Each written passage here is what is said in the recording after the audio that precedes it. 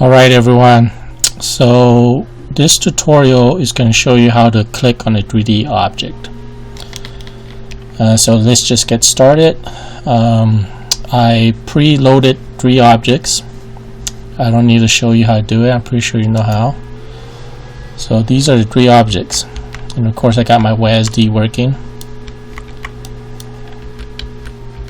So I got the ground, I got one TNT box on the ground, one a little bit higher, and another one another box that created in game right there. Alright, and we're gonna make it clickable. What am I doing?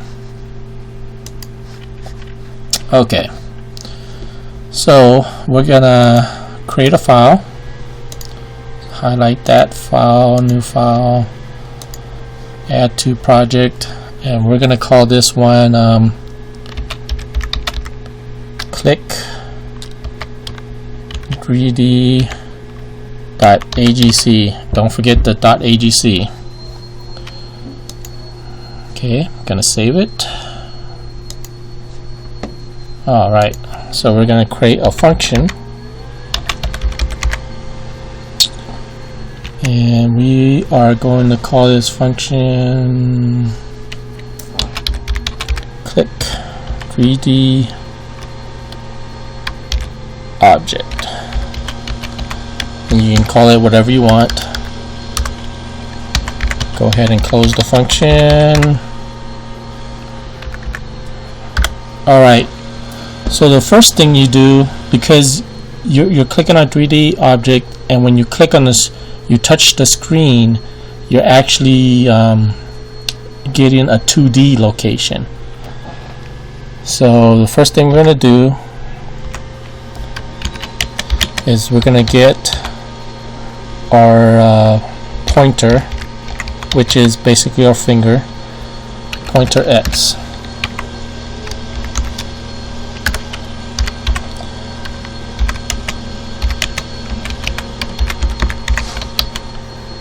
Pointer Y. Okay, now we're going to convert the 2D pointer location where we press into a 3D vector, and the way we do that is okay, we're going to give it a name, my 3D X equals get 3D vector X from screen. And then we're just going to copy and paste this. Oops, it needs parameters, my bad. So it wants the location of where you pressed with your finger, my Y. Okay, now we're going to copy. We're going to paste for the X, Y, and Z. And then you want to make sure you go in and change this to Y. And if you mess up, it's not going to work. So you got to make sure. Okay, so right here is where we pressed on the screen, and now we're going to convert the pointer locations of my X and my Y into a vector, and that's what we did there.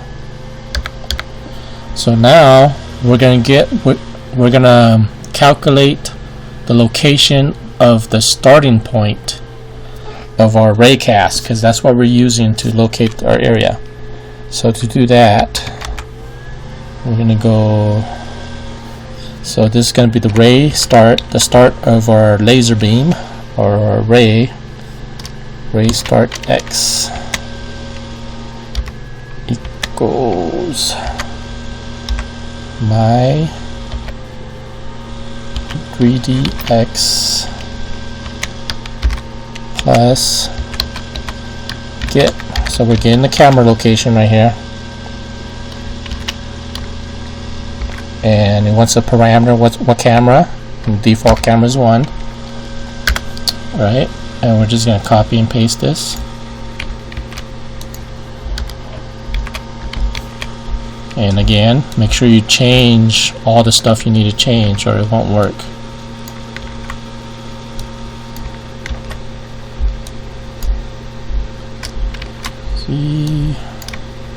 Z, and Z. So this will calculate the location, the starting point of your laser pointer.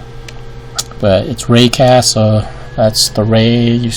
So just think of it like that. Starting point, your ray. Now we want to calculate the ending point of the ray. So we're going to go ray end x equals 800.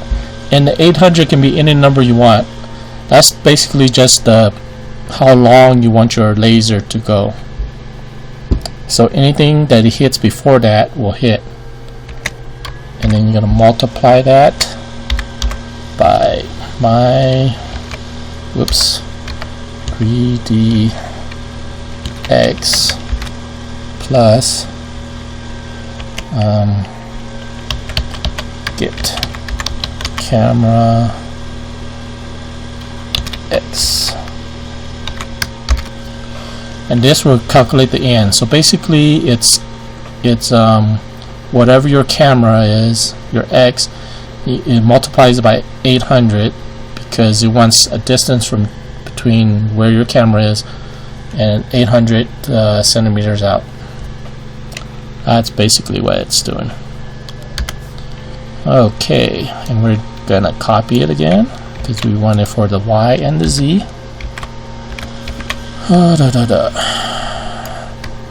Y. Make sure you change everything. I can't emphasize that enough. If you forget just one thing, it'll mess everything up. And then you have to go back and check everything. And it's a pain in the butt just to look for that one X, Y, or whatever it is.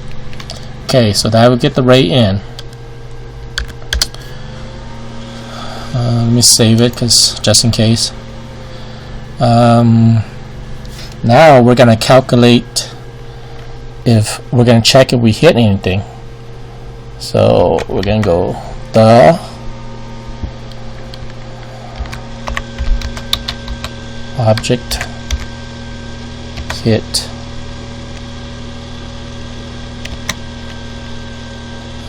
equals object raycast, and that's the command we're going to use.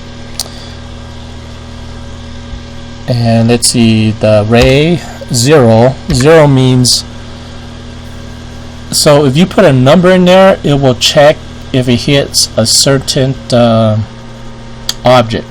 So if you have an object assigned to the number 1, you put 1. You put 0 means if you put 0, it means to check all objects. It doesn't matter which object, it checks them all to see if it hit anything. Okay, so and the parameters are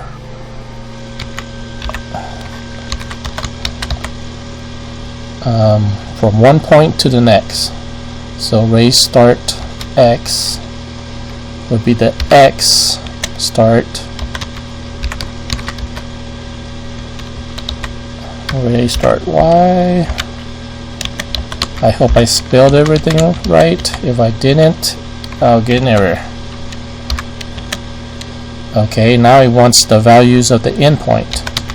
Ray end x and y, ray and z. Oop, I guess I should make this bigger. There you go. Now it'll fit everything. Okay, save that real quick. Let's see. Ray start X, ray start Y, ray start Z. Looks good to me. So this will calculate. This will check if it hits anything, and then it will put the ID of that object that you hit into the object hit.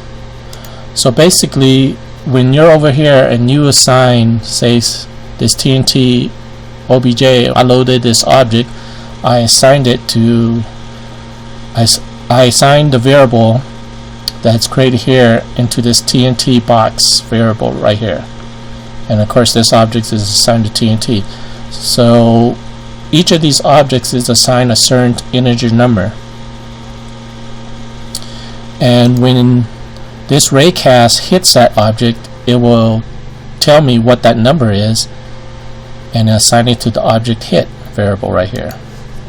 Okay, so we're gonna do some print statements to check if anything is hit. Okay, so we are going to do a print, and we want to see the object hit. Alright,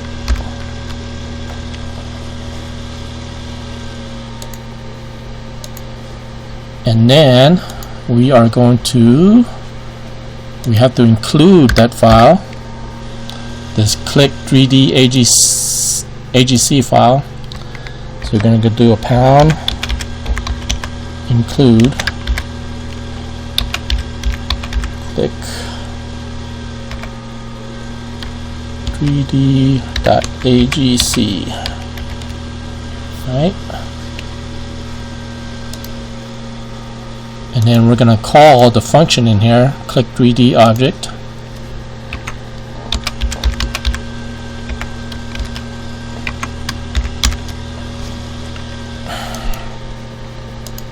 And we are going to run it, and it's not going to work. And I'll show you in a second. Oh, so scroll up. See, object doesn't show. Object doesn't show, and of course 104 is showing, but it's not accurate. And the problem is that when we converted to the point where we pressed on the screen is converted to a vector, this vector is actually a float. It needs to be a float because the output, the number that it produces, is actually 0 point something, and we need that number. So just for the sake of accuracy, I'm going to make all these variables a float.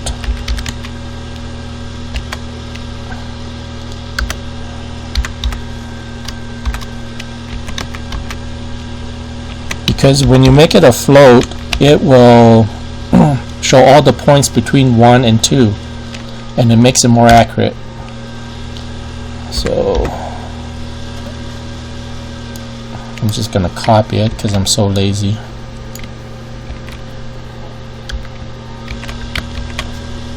And just when you copy and paste like that, you gotta make sure you change it accordingly.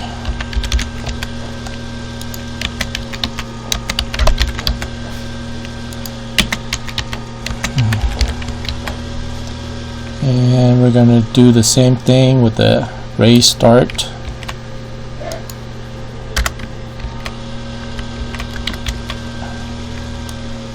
And change it accordingly.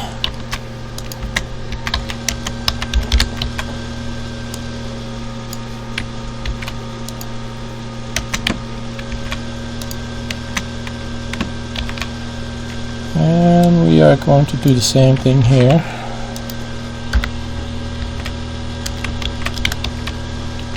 Whoa, whoa, whoa, whoa. That's not what I wanted. Let's see. Ah, boy. What happened there?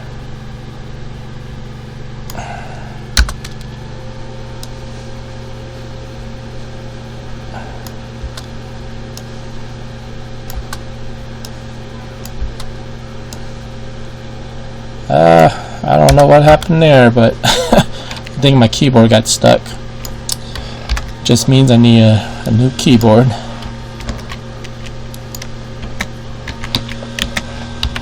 I know what you guys are thinking. Ha ha. Okay. Oh, let's see. Okay. And now let's run this. Whoops. Oh, okay. I accidentally erased it. Okay, let's run it now. Ah. See, the TNT is, the number is 1. Well, I can't go. The top left number is 102. The ground is 104. This TNT is 1003. And let's see, this one is 1. So it goes 1, 2, 3, and the ground is 4. And we will check that. So the first one I did was I created a box, and it should have assigned it to 1.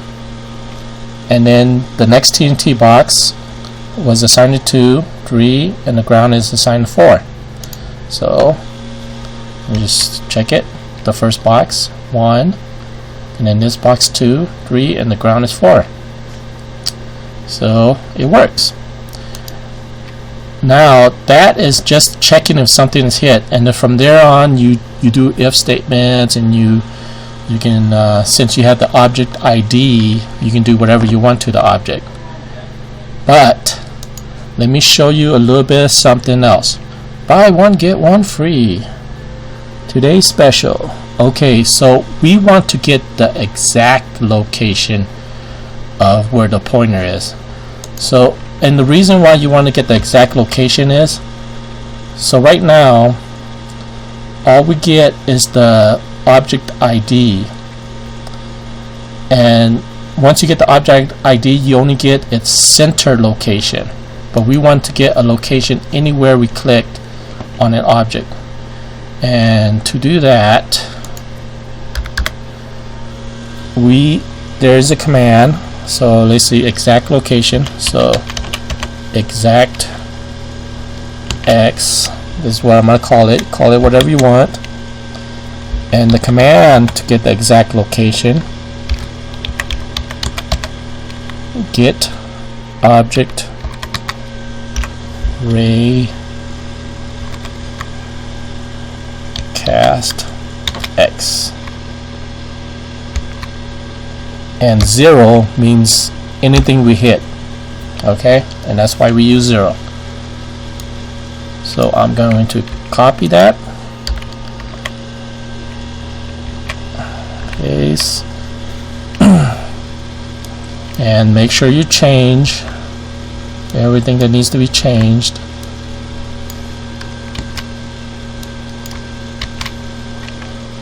Okay, and now we're going to print this just so I can show you. Print. Okay.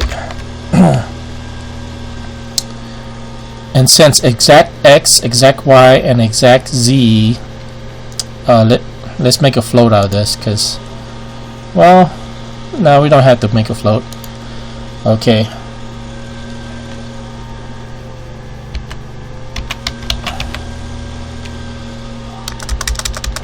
Okay, since we're adding all these together, we are going to convert it to a string when it prints. So the str will convert any integer to a string. Exact X, and the plus sign will add another string to it, and we're going to add this comma plus, and of course the string command. I'm going to convert exact Y plus, add the comma plus str exact Z. And when you do just a print command and just one integer variable, it'll print just fine. But when you try to print like integer and you add it to a string, which is the comma here that I put, you have to convert everything to a string. So that's why I did the str command. So let's run this, and this will give me the exact location.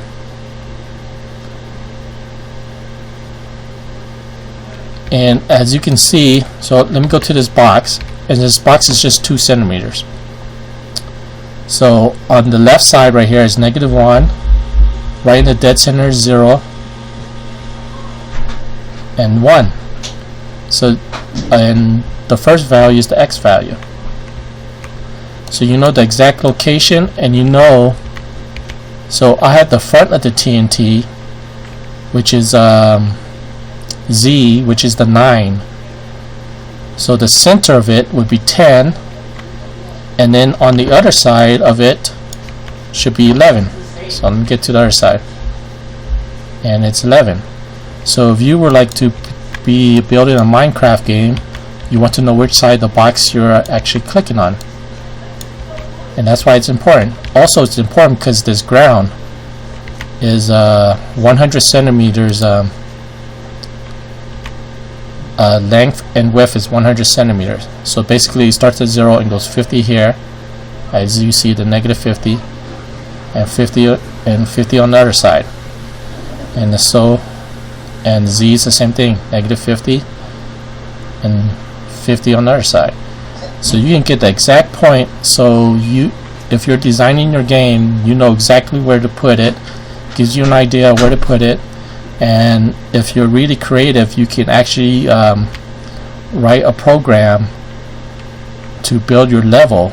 So you can just choose what you want to put down, and since you know the exact location, you can put it down exactly where you want it, and you write a program that will write all the programming for you, basically. But yeah, that's basically it. So thanks for watching. Come back again. You want me to do more stuff, you better hit the like button, because you don't, then I'm just gonna figure out that nobody likes my stuff. Alright, thanks for watching.